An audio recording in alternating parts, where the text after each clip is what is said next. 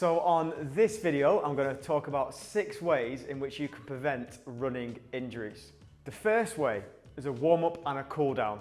It sounds obvious, but for most people, going to an event for the first time, you just literally take your clothes off, get on the start line and get going. But you need to warm up. That might be a 1 or 2 minute jog. It might be some light stretching, anything to get your muscles moving. The walk from your car to the start line could count as a warm-up, but most elite runners go for a 10 to 15 minute run before a race. They'll get themselves running almost at the pace they're going to run in the race itself. They'll also do dynamic stretching to make sure they are in the best position muscular-wise to run the race itself and perform the best. Don't have to go as hard as those guys and do an elite version, but something is important. And then a cool down. You need to make sure you cool down after a race. When you finish a race and then you go home straight away, you might feel really sore for 2 or 3 days afterwards. But if you've done a cool down, which means going for a nice jog, something relaxed after the race, it'll help get rid of all the lactic acid out your legs to make sure you're not getting any injuries or feeling any pain the next few days. The next thing you can do to prevent injuries is make sure you're gradually progressing your training over a period of time. If you go and run 10 miles a day for 5 days in a row, you're not going to be able to improve yourself. You might think that, but you will get injured really, really quickly.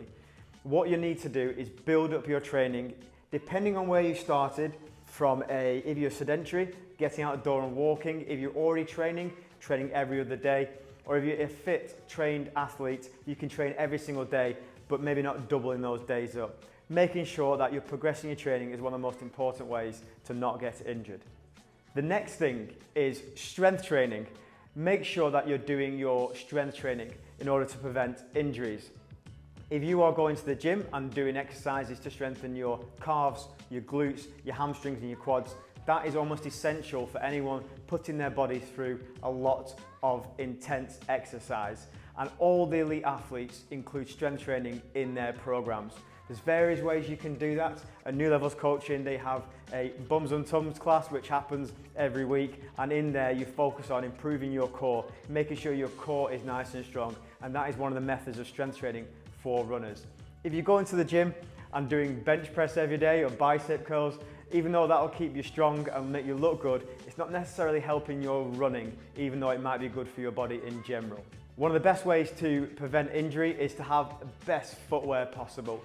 There are lots of brands on the market right now, lots of choice in the space to be able to have the best possible footwear. If you go out, like my mum did once, and she got a pair of pumps just from a normal shop and she went on the treadmill every day for a year, she got shin splints. It's not the best idea. What you need to do is invest in yourself. And if you can invest in a good pair of shoes, they will last you a while. Depending on how much training you're doing, they could last you between 2 months to almost a year. And then make sure you rotate your footwear as well, depending on the amount of training you're doing. The next thing is stretching. So stretching is a really important thing. It's important to do before and after an intense bout of exercise or a race, but it's also good to do as a maintenance for your body. If you can find 10 to 15 minutes a day to focus on stretching your body all round, hamstrings, quads, there's lots of different apps you can follow, YouTube videos, all free to use that you can actually follow for runners in particular. This will help make your body prepared and ready to be able to do intense training. The next thing to do is actually listen to your body. To prevent injuries and to prevent illnesses, you need to make sure you're aware of what's happening.